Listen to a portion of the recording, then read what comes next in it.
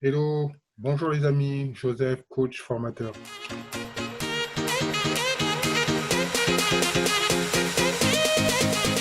Aujourd'hui, je voudrais vous parler de quelque chose. On vit actuellement une période de changement, je pourrais même dire de bouleversement. Et j'ai trouvé intéressant de vous dire quelles sont les trois attitudes face au changement. En fait, il y a trois profils. Le premier profil, c'est les personnes qui sont réfractaires. Alors, vous imaginez que vous êtes devant une montagne, une grande montagne, et les réfractaires, ils sont devant la montagne, devant un obstacle. C'est le changement. Et ces réfractaires ne veulent pas changer. Ils veulent le statu quo. Un exemple typique, c'est par exemple, on propose une réforme, un changement dans votre entreprise ou au niveau de la société, ou au niveau social, et vous refusez. Ça, c'est le cas typique, par exemple, de certains syndicats qui refusent les changements, ou même de négocier. Ou même quand ils négocient, c'est pour forcément bloquer le changement. Toute attitude, d'accord? On fonctionne comme des dinosaures. Donc, le réfractaire a peur du changement. Et donc, le comportement qu'il va avoir, c'est non. C'est non. Il va être paralysé. Il fera tout ce qu'il faut aussi pour paralyser le système. Donc ça, c'est la première attitude. Vous avez ensuite une deuxième attitude, c'est celui de la personne qui dit, OK, moi je suis prêt à monter cette montagne. Et il monte, il grimpe.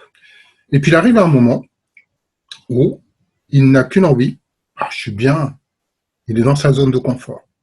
Je pense qu'on rappelle peut-être certaines personnes, vous dites, ah, mais peut-être que je suis comme ça. Et donc, vous arrivez jusqu'à un certain niveau, et là, vous dites, c'est génial, je reste ici. Et vous ne voulez plus évoluer, vous ne voulez plus changer.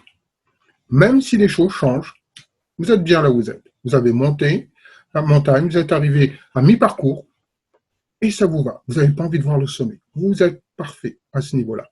Et là, c'est ce qu'on appelle les campeurs. Donc, vous installez tout ce qu'il faut, et c'est génial. Après, vous avez un troisième profil, ou attitude face au changement, c'est les alpinistes. Eux, ils veulent monter.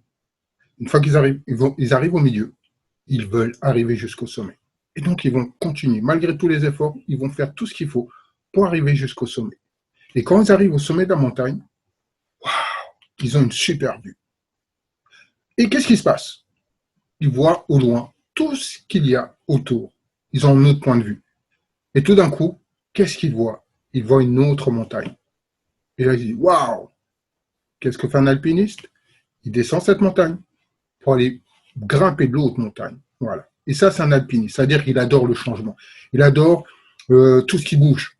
Et dès qu'à un moment, il va arriver à un certain niveau, il voudra changer. Peut-être changer de métier, changer de profession, changer de lieu d'habitation. Voilà. Essayez de vous reconnaître dans une de ces trois attitudes. Est-ce que vous êtes plutôt quelqu'un qui est plutôt frileux par rapport au changement? Vous êtes plutôt quelqu'un, OK pour les changements, mais jusqu'à un certain point. Et arrivé à ce niveau-là, ça me suffit. Ou est-ce que vous êtes plutôt quelqu'un, une fois que j'ai fini un changement et que j'ai fait le tour, je veux passer à autre chose. Vous voyez, c'est vraiment trois types de comportements face au changement qui sont diamétralement opposés. Alors, ce que je vous propose, c'est d'abord d'essayer de voir pour vous quelle est votre attitude face au changement. Est-ce que vous êtes plutôt quelqu'un de réfractaire? Est-ce que vous êtes plutôt quelqu'un de type campeur? Ou vous êtes plutôt quelqu'un de type alpiniste? Ça, c'est la première question. La deuxième question, regardez dans votre entourage les 5 personnes que vous côtoyez le plus. Quel est leur profil? Est-ce que leur profil est réfractaire, campeur, alpiniste? Et est-ce que c'est un profil qui est le même que le vôtre? Ou est-ce que c'est complètement différent? Et une dernière question. Maintenant, observez parmi ces 3 profils. Une fois que vous avez trouvé le vôtre, dites-vous, parmi les 2 autres profils, quel est celui vraiment avec lequel je suis sûr de ne pas m'entendre parce qu'on est diamétralement opposés. Par exemple, un réfractaire, un alpiniste, il y a peu de chances que ça se passe bien. D'accord? Et puis, dites-vous, quel est l'autre profil avec qui ça se passerait bien? Et l'autre profil peut être aussi un profil comme le vôtre. Et pourquoi c'est important? Parce qu'une fois que vous allez identifier déjà votre profil, vous allez identifier aussi les profils de vos amis, donc de votre entourage, vos proches. C'est ce qu'on vraiment on appelle votre zone de force. votre pilier de force. Donc, si vous avez à peu près les mêmes attitudes face au changement, ben, vous allez pouvoir monter ensemble. En revanche, si c'est différent, il va falloir que vous posiez des questions par rapport à ça. Et l'autre question, c'est bien de savoir aussi les gens avec qui vous vous entendez, les gens avec qui vous vous entendez pas. Et ça, c'est pas fait pour les juger, c'est fait pour que vous puissiez avoir une compréhension, comprendre pourquoi les gens se comportent d'une certaine manière, alors que vous vous comporteriez d'une manière totalement différente. Ça vous entraîne donc à être tolérant. Et ça, c'est le premier pas pour avoir une vie plus épanouie. Déjà se connaître et puis connaître les autres. Et je trouve que c'est un critère qui est intéressant, important, surtout à l'heure actuelle. Donc, mettez-le en pratique et puis n'hésitez pas à mettre des commentaires sous la vidéo. Je vais répondre à d'autres vidéos où j'ai vu il y a pas mal de commentaires, donc je vais y répondre. Ensuite, abonnez-vous à la chaîne Femmes au pluriel, FP. Mettez aussi la notification.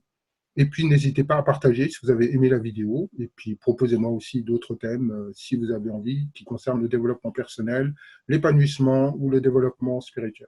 Voilà, sur ce, je vous laisse. C'était Joseph, coach formateur. À bientôt. Au revoir les amis. Bye bye.